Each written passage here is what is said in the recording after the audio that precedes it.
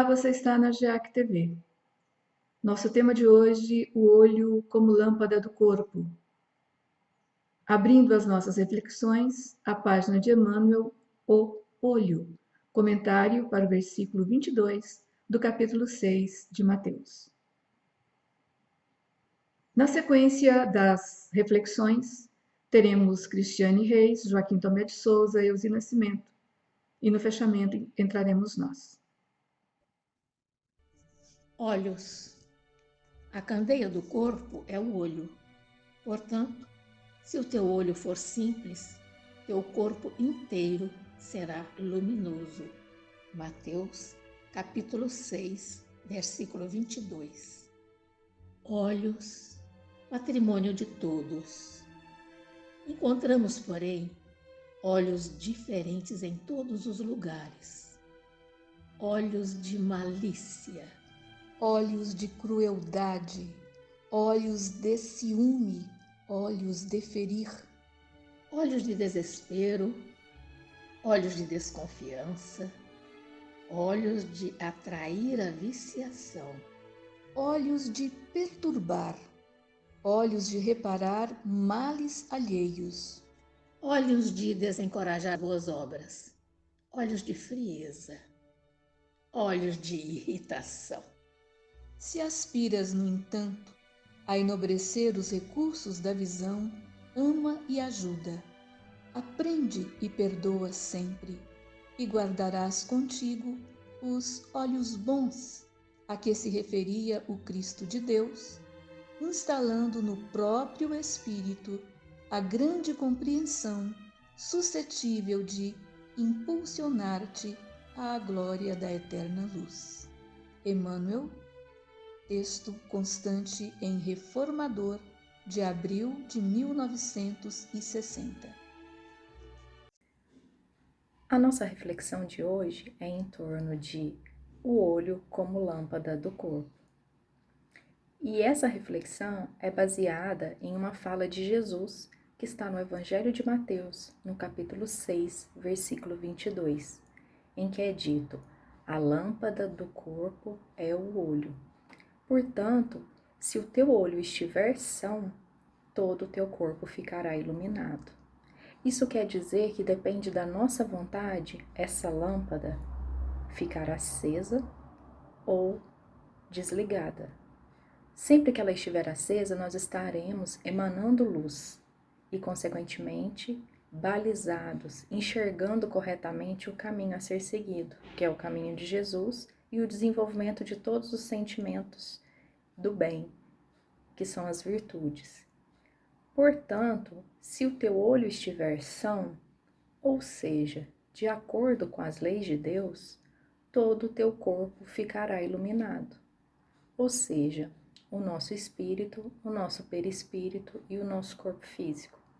Depois de expiarmos todas as nossas dificuldades, todos os nossos erros cometidos, ou seja, que não estavam de acordo com as leis de Deus, o nosso caminho ficará plenamente iluminado e o nosso corpo ficará completamente iluminado, com a ausência de doenças, de angústias, de emanações ligadas ao mal. Mas tudo isso depende das nossas escolhas de agora, deste momento. Podemos emanar luz dos nossos olhos, ou seja, elevar as nossas vibrações a Deus e pautar o nosso caminho no bem, ou deixarmos de emanar luz e nos sintonizarmos com todos os sentimentos deletérios que só nos prejudicam e que, consequentemente, quando acumulados ou somatizados no corpo físico, vão dar também como desdobramento uma série de dificuldades, de doenças, de tormentos, sejam espirituais ou físicos. Esse trecho, ele é trazido por Emmanuel, esse versículo citado por Jesus, ele é trazido por Emmanuel no livro da Esperança, no capítulo 54, denominado Engenho Divino. Ou seja, todo o mecanismo de funcionamento do nosso corpo, e tendo o olho como a lâmpada do nosso corpo, é um engenho, é uma obra de engenharia divina, é fruto de um planejamento para que nós possamos galgar o nosso caminho evolutivo da melhor maneira possível. Por isso, chamado de engenho divino. Então, que nós possamos prestar mais atenção no que nós estamos enxergando. Joana de Ângeles traz, no livro Momentos de Felicidade, que o sentimento e a emoção normalmente se transformam em lentes que coam os acontecimentos, dando-lhes cor e conotação próprios. Ou seja, cada sentimento e cada emoção que nós cultivamos, elas vão nos balizar a enxergar a vida de uma determinada forma. Se nós nos sintonizarmos só com sentimentos ruins e externarmos, consequentemente, só sentimentos ruins, a nossa visão de vida estará completamente voltada para coisas ruins. Nós só vamos enxergar aquilo que há de ruim. Se nós cultivamos bons sentimentos e emoções, consequentemente, as nossas lentes estarão completamente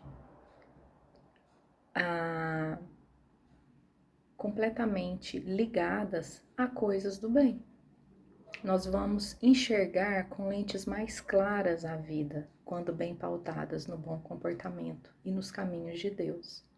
Então, nós temos que prestar muita atenção em que tipo de sentimento e emoção nós estamos externando.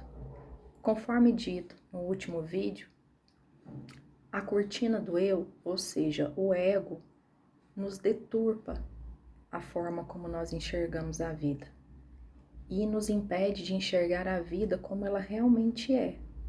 E ao mesmo tempo, quando nós cultivamos virtudes e consequentemente bons sentimentos, a nossa visão se torna mais clara, porque nós nos sintonizamos com os ideais divinos. Joana de Ângeles nos traz ainda, em outro livro chamado Vida Feliz, o seguinte conselho: no dia de hoje, pelo menos, coloca beleza nos teus olhos, a fim de fitares a vida com lentes mais claras. E é interessante porque ela nos diz um conselho para o hoje. Mas esse conselho de hoje, ser repetido amanhã, faz com que nós enxergamos um dia a mais com beleza nos olhos, e assim sucessivamente. E no decorrer de vários anos, quando esse hábito é bem cultivado, nós passamos a estarmos plenamente sintonizados com os ideais divinos. E ela ainda deixa como conselhos que a gente lute cada vez mais para nos libertarmos de sentimentos perniciosos que não nos levam a lugar nenhum, exceto ao desespero, ao tormento. Ela pede para que em cada dia a gente tenha boa vontade de olhar o mundo, de enxergar as coisas boas que as pessoas têm, que as situações têm, porque ninguém é perfeito. Nós ainda não atingimos esse patamar evolutivo e nós precisamos de aprender a enxergar mais o lado positivo das situações e das pessoas, porque consequentemente nós estaremos enxergando mais também o nosso lado do bem. Ela nos pede também para cultivar mais sentimentos como o amor, a compaixão, a bondade, a solidariedade, a amizade, o perdão das ofensas, para que tenhamos mais indulgência. E por aí vai, todos os sentimentos que são elevados, que nos permitem enxergar melhor a vida como sendo uma grande dádiva de Deus. Que Jesus nos abençoe e que possamos galgar o nosso caminho evolutivo, cada vez mais voltados para os sentimentos bons e em consonância com o nosso mestre e guia Jesus. Que assim seja. Caros irmãos e irmãs, que as bênçãos de Jesus caiam sobre nós para que possamos aprender a vivenciar o seu Evangelho aqui na Terra. Vamos refletir um pouco sobre nossa reencarnação. Nós estamos reencarnados para fazer o quê? Aqui estamos com um programa de trabalho organizado e avaliado pelos nossos mentores para que pudéssemos harmonizar nossos sentimentos corrompidos em outras encarnações. Nós corrompemos nossos sentimentos, nossas afetividades, porque deterioramos nosso relacionamento com as pessoas na prática das não virtudes, vivenciando uma vida não condizente com o Evangelho de Jesus. Agora, num programa estabelecido para a nossa evolução espiritual, aqui estamos reencarnados, junto com as pessoas com as quais devemos fazer esta harmonização afetiva. Além de estarmos com as pessoas certas para realizar o nosso projeto, estamos num ambiente adequado para que esse programa se desenvolva. Para que isso possa ocorrer, recebemos também um corpo físico adequado, com todos os implementos necessários, funcionando de modo que o projeto reencarnatório possa se desenvolver. Ora, então precisamos aproveitar esta oportunidade. Façamos de nossa vida um evangelho vivo, para que as pessoas possam sentir bem em nossa presença, para que nós possamos realmente vivenciar o Evangelho de Jesus. Nós temos uma voz, façamos dessa voz algo que possa auxiliar as pessoas, os nossos semelhantes, com os conselhos úteis, com palavras afetivas, amorosas, com palavras de paz, com palavras de conforto, orientação, para ajudar a quem estará nos ouvindo. Temos os olhos são as portas da alma. Os olhos formam para nós uma lâmpada que deve e precisa fornecer uma luz para a iluminação interior. Façamos de nossos olhos órgãos que possam enxergar as pessoas na sua bondade, que possamos ver nas pessoas somente o que é de bom, o que é de belo, o que é de elevação. Se pudermos ver as qualidades das pessoas, nós estaremos utilizando os olhos como lâmpadas da alma. Nunca extrair de nossa visão algo que possa macular o nosso próximo, que possa denegrir a sua imagem. Se não há nada para realçar na nossa visão para com o próximo, fiquemos calados. Usemos nossos ouvidos para ouvir as pessoas que sofrem, para ouvir aqueles que querem compartilhar o seu sofrimento e de nós receber em troca algo que possa auxiliá-las na vivência do sofrimento, porque passam nas dificuldades, porque estão andando, ou seja, ouvindo e aconselhando. Façamos de nossas mãos algo para construir um mundo de paz, um mundo de harmonia que nós gostaríamos que fosse feito para nós também. Façamos de nossas mãos instrumento de auxílio na caridade, no amor ao próximo, distribuindo amor por onde passarmos.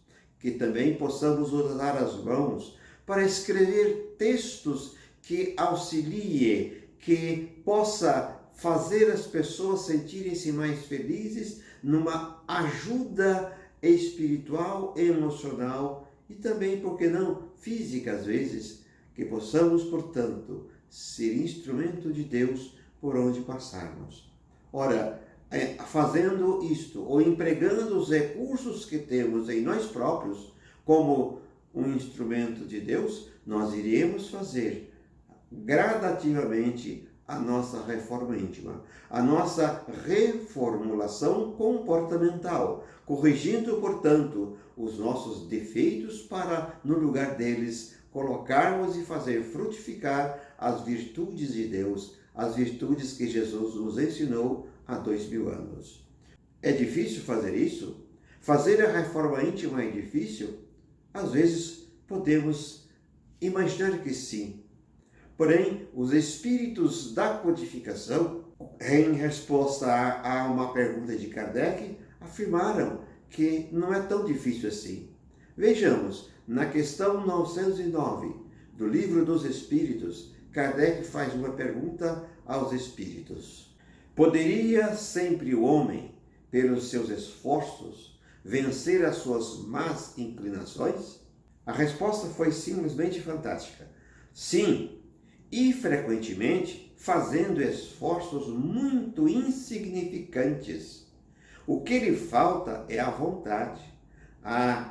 Como poucos dentre vós fazem esforços. Observemos que eles nos afirmam que não é difícil, basta esforço insignificante de nossa parte.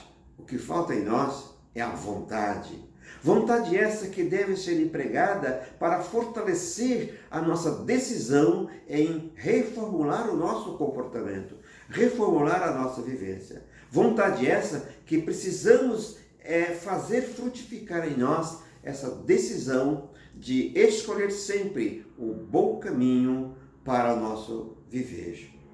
Ouvimos muito de nossos mentores uma expressão que precisamos guardar bem, que nós temos às vezes vontades fracas, porque gostaríamos de ter essa força de vontade interior para vencer as nossas más tendências, para vencer as nossas paixões, mas frequentemente nós temos dificuldades ou pouca vontade de fazer essa força.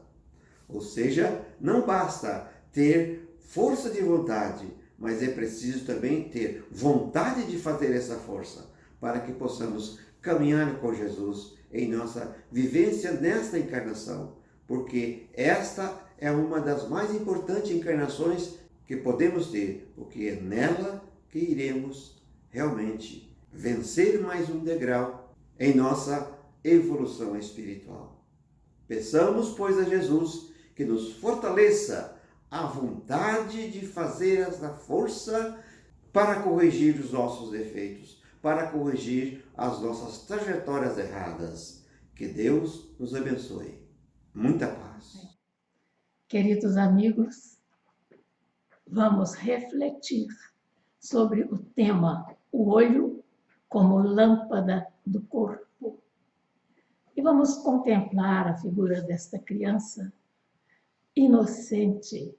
Vamos olhar para os seus olhos, em que encontramos inocência, transparência, sinceridade, autenticidade. Por quê? Porque é uma alminha que está em paz. Também nós temos que zelar pelo nosso interior, mas de uma forma constante, porque para apresentarmos recursos para que nós possamos ter uma ótica mais serena, otimista, tranquila, madura, equilibrada, civilizada do mundo que nos cerca, é muito importante que os nossos olhos sejam límpidos, transparentes, autênticos. A própria criatura, quando ela não é autêntica, ela se neurotiza, ela não suporta a falsidade dela para com ela mesma. Então, vamos fazer a reflexão nesta oportunidade maravilhosa de estarmos juntos, o quanto nós podemos nos ajudar e como explicar que o olho é a lâmpada do corpo. Se o olho estiver escurecido, tudo à nossa volta vai estar com aquele aspecto de pessimismo, de derrocada, de extermínio, de desespero. Paulo já nos diz, melhorando-nos o ânimo, que nós, cristãos, nós somos aquelas pessoas que estão sempre cercadas de atribulações, mas nós não somos esmagados pelas atribulações, porque temos a fé que nos sustenta. Nós estamos constantemente enfrentando dificuldades, mas nós não nos deixamos vencer, porque nós não nos entregamos aos impasses. Nós podemos estar até perdidos, sozinhos, desanimados, mas não estamos desamparados, pela espiritualidade maior. E quando a derrocada for maior ainda, que nos derrube, que nos prostre ao chão, nós não seremos aniquilados. Por quê? Porque nós temos a chama da fé sustentando-nos, equilibrando-nos a todo instante. Então, o que estimula o sentimento da personalidade destrói ou enfraquece a caridade. Caridade, este amor em movimento, ele tem que existir, primeiro de tudo, em relação a você mesmo. Seja caridoso com você, tenha zelo próprio, cuide-se, dê a você os recursos necessários para que você tenha uma vida saudável, equilibrada, serena, porque você, estando assim, você irá espargir, irá transformar o ambiente à sua volta, irá acalmar as pessoas desestruturadas, irá serenar os ânimos de pessoas que estejam descontroladas ao seu lado. Então, para que você fortaleça a caridade para consigo e para com o outro, você vai prestando atenção no sentimento da personalidade. O que é isso? O sentimento da personalidade é aquele querer fazer valer sua vontade sobre a vontade de qualquer um outro. É como uma criança achar que o mundo gira em torno de você. Um egocentrismo, tudo por mim, para mim. Então, vamos fazer esta reflexão para que nós não percamos tempo. Olha este olhar da lâmina. É um olhar de pessoa que luta desesperadamente para fazer valer o seu poder decisório. Quem manda sou eu, quem comanda sou eu, quem paga sou eu. Então, vamos diminuir este egoísmo. Por quê? Para que tenhamos paz, para que tenhamos serenidade e equilíbrio. Nesta época é recorrido, é recorrente, é necessário, é absolutamente preciso que se faça uma pausa, serenando os ânimos, concentrando-se nas belezas da natureza, fazendo um mergulho dentro de você mesmo para perguntar-se: como estou eu indo ao longo da minha vida? Que sentido tenho eu dado aos dias que me são concedidos pela misericórdia do Pai? Quais são os deveres que eu tenho que assumir para que este sentimento da personalidade não seja algo que me deixe cego? Porque realmente, na verdade, nós ficamos enceguecidos com as exigências do nosso amor próprio. Então, vamos ver uma visão de infinito, porque nós sabemos, nós que praticamos, estudamos e tentamos exemplificar e vivenciar a doutrina espírita, nós sabemos que a vida futura, ela é a verdadeira vida e que nós aqui nos preparamos para ela. Então, essa visão de infinito, de amanhã, de não nos extinguirmos com a morte, porque a morte não é extinção de vida, a morte é uma passagem, é uma mudança de dimensão. Então, quando a matéria é muito fortalecida pelos nossos liames aos prazeres da terra, é muito difícil nós termos esta visão de infinito. É muito difícil para nós vislumbrarmos o que seja o amanhã, porque nós somos criaturas eternas. Nós jamais sairemos da vida. Por mais que a pessoa não goste de si e que tente, às vezes, até exterminar sua vida através do suicídio, ela não consegue sair da vida. Então, façamos a nossa vida feliz. Como? Nós temos quem nos exemplifique, nos ensine, nos mostre o como. É a pessoa que diz: vinde a mim, vós que estáis desesperados e aflitos, e eu vos aliviarei. Porque o meu fardo é leve, o meu jugo é suave. Qual é esse jugo? Qual é esse fardo? São os deveres, são os ensinamentos. É como se fosse o mapa da mina. É como você deve agir para viver, saber saborear a serenidade, a paz e a tranquilidade de espírito. Então fica para você esta imagem linda de um olhar sereno, transparente e puro.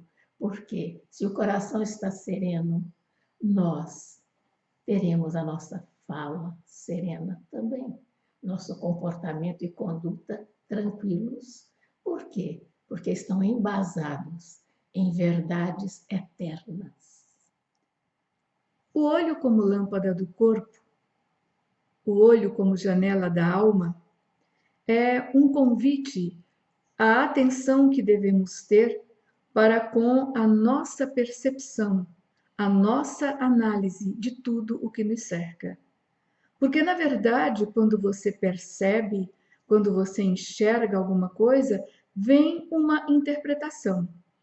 E esta interpretação acontece de acordo com o seu modo próprio de ser, de acordo com as suas próprias conquistas. Por isso, cada fragmento de texto, cada ocorrência, cada episódio que surge na vida, se estiverem 2 ou mais pessoas ali, 4 ou 400, nós teremos variadas interpretações. Interpretações específicas e pessoais, porque cada qual só pode abranger o episódio, o evento, a circunstância, o texto, de acordo com a sua argúcia, a sua capacidade de perceber e ler a vida. Então, a lâmpada do corpo é o olho. Se teu olho estiver são, o teu corpo estará iluminado. Este versículo encontramos no capítulo 6 de Mateus, é o versículo 22. Quando Jesus faz essa advertência, ele nos chama exatamente para este entendimento, porque assim como a boca fala do que está cheio o coração, nós percebemos tudo à nossa volta de acordo com a plenitude espiritual de cada um de nós. Se o teu olho é bom, quer dizer, se você enxerga as coisas com o foco no bem, tudo é mais tranquilo para você. Mas se o seu olho é mau, significa, se você só enxerga a parte ruim, a banda podre das coisas, então a sua percepção é comprometida com a negatividade. E por que, se o seu olho estiver são, todo o seu corpo estará iluminado? Porque você saberá separar o joio do trigo. Você saberá separar nas situações as pontuações da luz e as pontuações das trevas. Se você fixa o seu olhar, a sua percepção, apenas na parte negativa das coisas, você carreia para o seu interior, ou seja, para o seu corpo, a sua sensibilidade, aquilo que não é bom. E quando você carreia para o seu interior a negatividade da vida, das coisas, da sua percepção, você se contamina. E esse contágio vai fatalmente se transformar em dificuldades. Porque continua o evangelista, ainda no mesmo capítulo 6, no versículo 23. Se teu olho estiver doente, quão grandes serão as trevas? Se o teu olho estiver doente, se o teu olho não for capaz de perceber o bem, a luz, a caridade, os fatores positivos, as trevas, a negatividade, estamos repetindo, estarão passo a passo com você. Estarão alojadas no seu interior. Você dará guarida a tudo o que é ruim. Você estará convivendo com a parte pior de tudo e de todos. Por isso a importância de nós adotarmos o que muita gente acha que não é uma coisa sensata, o jogo do contente. O jogo do contente da Poliana de Eleanor Porter. Em tudo dai graças. Nenhum mal que nos acontece vem ausente de uma bênção de Deus. Vejamos, por exemplo, o que acontece agora conosco nesse sistema pandêmico. Nós mesmos espíritas. Quanta oportunidade de trabalho tem surgido para nós com o uso das multimídias. Nós estamos divulgando a doutrina espírita, dando continuidade aos nossos trabalhos assistenciais, dando continuidade aos trabalhos de vibração, de envolvimento para todos, através dos processos da ambientação virtual. Isso é uma bênção. Então, significa que o nosso trabalho jamais será o mesmo. Porque nós, a partir de agora, contaremos recursos que aí estavam, mas que a gente não tinha parado para usar. Então, entendamos, como diz Emmanuel, o corpo é instrumento divino que a vida te empresta. O corpo é um empréstimo. Nós o detemos por um tempo, como essa vestimenta, que nos permite estarmos em relação com a vida à nossa volta no mundo material. O corpo, como instrumento divino, deve ser usado com consciência e com bastante propriedade. E a questão é, como é que você tem usado o seu corpo? Essa sua vestimenta de trabalho, de apresentação, de fazer-se presente no mundo. O que você tem feito? Você tem feito os cuidados necessários? Os cuidados físicos? E os cuidados espirituais? Ué, mas nós temos condição de termos cuidados espirituais com o próprio corpo? Sim, claro. A partir dessa mesma proposta da nossa reflexão de hoje.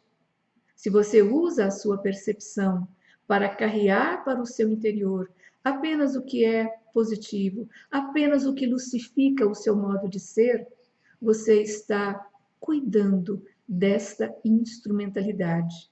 Você está fazendo jus a este empréstimo. O corpo nos acompanha no primeiro alento de vida e daí até o último alento, quando da vida material nós nos despedimos. Então nós temos que agradecer a esse instrumento divino esta oportunidade abençoada. E temos que entender que todo arrastamento da alma a estados enfermiços ocasionam doenças à comunidade celular. O que são esses estados enfermiços da alma? São todos os vícios mentais e emocionais.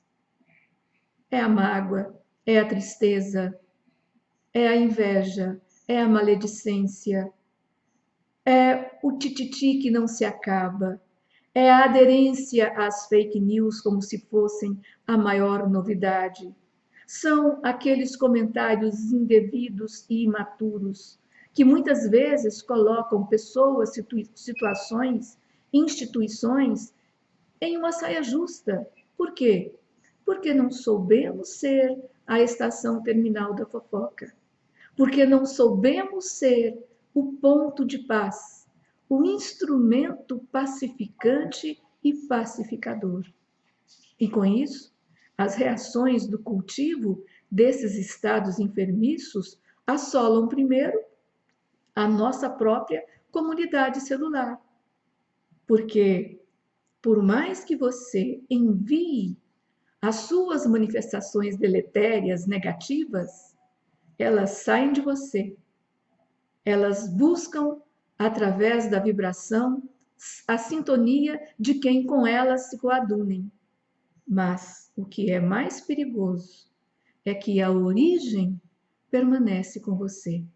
Então é interessante nós entendermos a profundidade deste alerta de Jesus.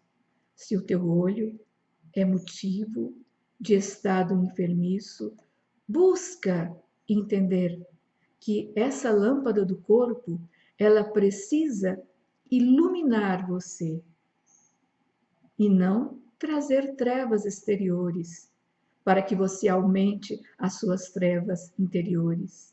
Saibamos entender a propriedade deste instrumento divino. Saibamos perceber os olhos como a janela da alma, que exprime o que nós somos e como somos. Saibamos compreendê-lo realmente como esta lâmpada que ilumina a nossa possibilidade de vida plena, em paz, com saúde em todos os níveis. Saúde física, saúde emocional, saúde mental, saúde espiritual. Aí sim teremos vida plena. Que Jesus nos ampare e nos abençoe. Querido irmão, oremos juntos. Deus, nosso Pai, que sois todo poder e bondade, dai luz àquele que passa pelo sofrimento. Dai serenidade, tranquilidade àquele que procura a verdade. Onde, Senhor, no coração do homem, compaixão e caridade.